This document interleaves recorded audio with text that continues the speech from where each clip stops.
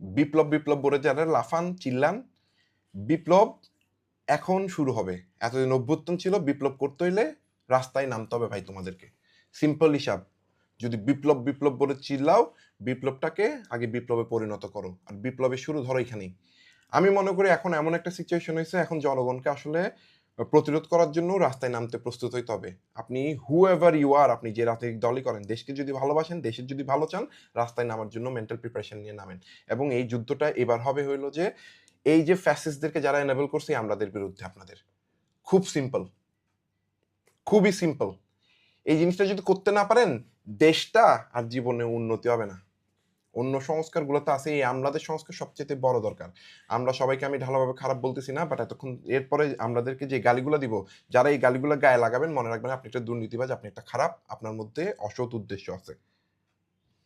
এই আমলা, এই আমলারা দেশটারে তো ডুবাইছে। এই আমলাদের কাজই হলো যেই ক্ষমতায় যাবে তাকে চাটবে, চেটে চেটে সুবিধা নিবে, পয়সা কামাবে, পকেট ভারী করবে, দুর্নীতি চুরি চামারি যা করা লাগবে সবকিছু করবে, ওদেরকে কেউ কোনো কিছু বলতে পারবে না। আমাদের এই কমফোর্টটা যদি আমরা দূর করতে না পারি, যে সরকারি চাকরি মানে আজীবনের গ্যারান্টি, এই কমফোর্টটা মানুষ যে পায়, এই যে বিশ্বাস আমাদের মধ্যে আছে, এই বিশ্বাসটাকে যদি আপনি দূর করতে না পারেন, there is no point of any সংস্কার।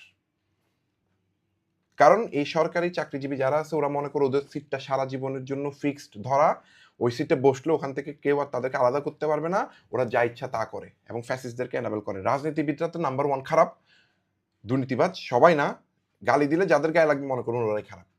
এছাড়া আপনারা কেউ আমার কাউকে খারাপ বললে গায়ে লাগাবেন না, যদি আপনি এর মধ্যে না থাকেন, দলভুক্ত না হন। রাজনীতিবিদরা তো খারাপ, এরপরেই আমলা। এই দুইটা জিনিস রাজনীতিবিদদেরকে ধরুন সাইজ করার জন্য এখন জনগণের ভয়েস আসছে, মানুষজন বলতেছে। তারপরেও আমাদের একটা ছাগল বিরোধী আন্দোলন করতে হবে, ওইটা নিয়ে আলাদা একটা ভিডিও বানাইছি। ওই ছাগলগুলোকে ঠিক করতে হবে, তারপরে কাজ হবে বাকিটা। আর এই আমলা যারা আছে, ওরা কেন আন্দোলন করতেছে? সচিবালয়কে এখন জিম্মি করে রাখছে, সচিবালয়ে কাজকর্ম বন্ধ। কয়দিন আগে এনবিআর এর কর্মকর্তারা লেগে গেছে এটার এগেনস্টে, ওদের সংস্কারের যখন হাত দিছে, ওইটাকে এনবিআর কে বলা হয় যে দুর্নীতির আতুর ঘর। তো চিন্তা করেন। যাই হোক, সরকারি আমলারা এখন খেপছে কেন, এবং এটা নিয়ে ওরা দেশে অনেক কিছুই করবে।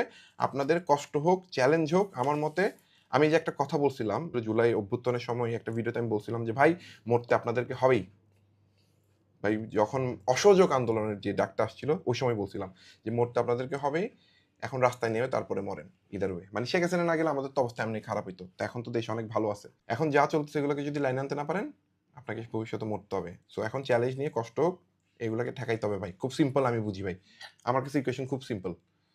হ্যাঁ, খারাপ কি আইন করছে?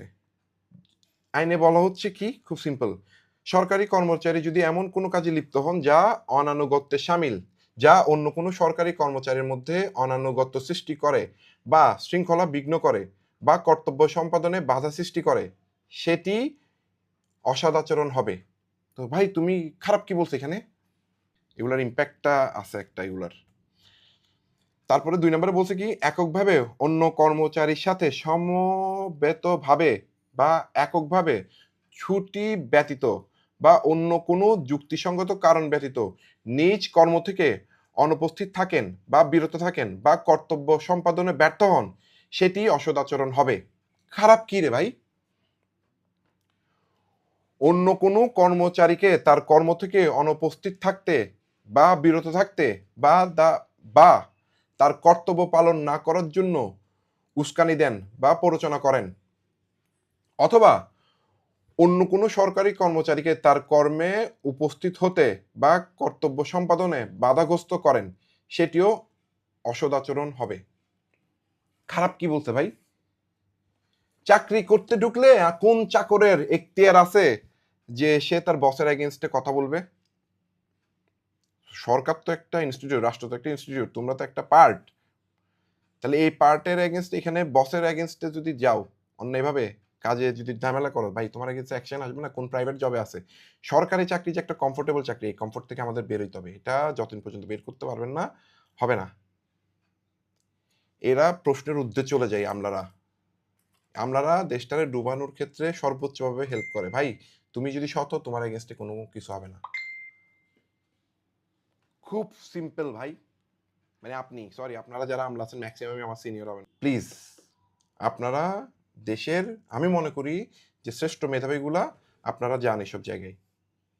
আপনারা দেশটাকে এভাবে নষ্ট করতে পারেন না। আপনাদের এই অধিকার নাই। আপনারা দেশটার জন্য ভালো করেন, সংস্কার করেন।